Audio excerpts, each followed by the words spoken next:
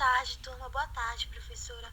Hoje nós vamos falar sobre as fases do desenvolvimento embrionário e os integrantes do meu grupo são a Diliane Rodrigues, a Jéssica Nascimento, o Lucas Gandara, a Isadora Barbosa, a Jane Joyce, a Joedna Dantas e o Kevin Almeida.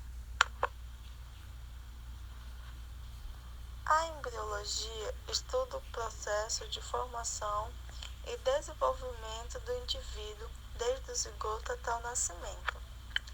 Ao longo do crescimento embrionário, alguns genes são ativados e outros desativados.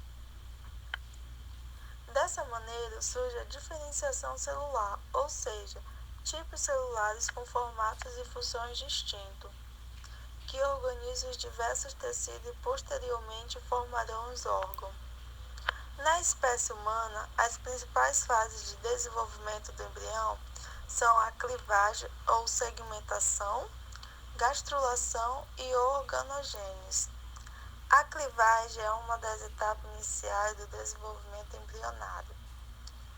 Ela consiste nas primeiras divisões mitóticas, nas quais ocorre sem que aconteça o aumento do volume da célula. Assim sendo, as primeiras divisões mitóticas são atípicas, pois não há recuperação citoplasmática e com isso não há aumento no volume total do embrião. Após a fecundação, o zigoto segue em direção ao útero. Nesse momento, inicia-se as clivagens, as quais formam blastômeros, primeiras células resultantes da divisão. Os blastômeros não se dividem todos ao mesmo tempo, e é por isso que muitas vezes há números ímpares de células no embrião.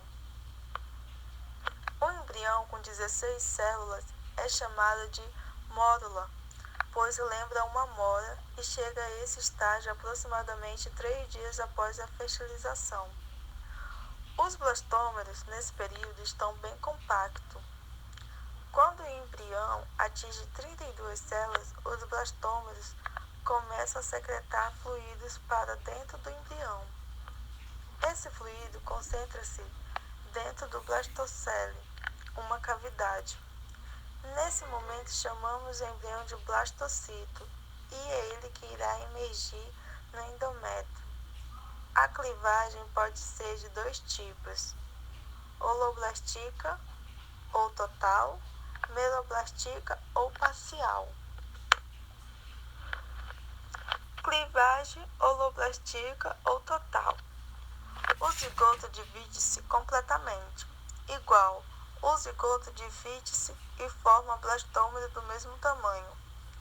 É observada em ovos alecitos com quantidade de vitelo reduzida e oligocelecitos, pequena quantidade de vitelo que está distribuindo de maneira homogênea, desigual. O zigoto divide-se de maneira mais rápida no polo animal que no polo vegetativo, o que leva a um maior número de células nessa região. É observada em ovos mesolecitos quantidade grande de vitelo que está distribuído de maneira desigual. No polo vegetativo, há grande quantidade de vitelo, já no polo animal, há menos vitelo. Clivagem meloblástica ou parcial. A clivagem ocorre em apenas uma região do zigoto, discordial. A divisão ocorre em uma área de disco que não apresenta vitelo. Ocorre em ovos telolecitos. Grande quantidade de vitelo que ocupa quase toda a célula. Superficial. A divisão ocorre na periferia do zigoto. Ocorre em ovos centrolecitos. Grande quantidade de vitelo na região central do ovo. A gastrulação é uma etapa importante do desenvolvimento embrionário.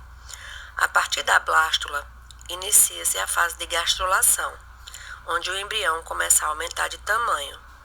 Nessa etapa surge o intestino primitivo ou arquêntero, onde ocorre a diferenciação dos folhetos germinativos ou embrionários.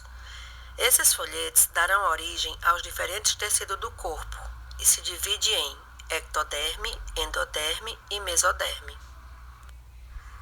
A ectoderme é o folheto mais externo. É responsável pela epiderme e anexos, como por exemplo pelos, unhas, glândulas sebáceas, sudoríparas e entre outras, e também o sistema nervoso. A endoderme é o folheto mais interno, é responsável pelo sistema digestório e anexos, como por exemplo as glândulas salivares, fígado e pâncreas, e também o sistema respiratório. A mesoderme se encontra entre a ectoderme e a endoderme, e é responsável pela derme, sistema muscular, sistema esquelético, sistema cardiovascular, sistema urogenital, enfim, tecidos conjuntivos, epitelial e muscular. A última fase do desenvolvimento embrionário é a organogênese, onde ocorre a diferenciação dos tecidos e órgãos. O primeiro estágio dela é a neurulação, quando há a formação do tubo neural, que se diferenciará no sistema nervoso central. Durante a neurulação, o embrião recebe o nome de neurula. A organogênese termina até a 8ª semana de gestação, por volta do 56º dia. Nesse período, o embrião mede cerca de 3 centímetros de comprimento. Depois da 9ª semana até o nascimento, o indivíduo em formação passa a ser chamado de feto. O nascimento ocorre em média durante a 38ª semana de gestação.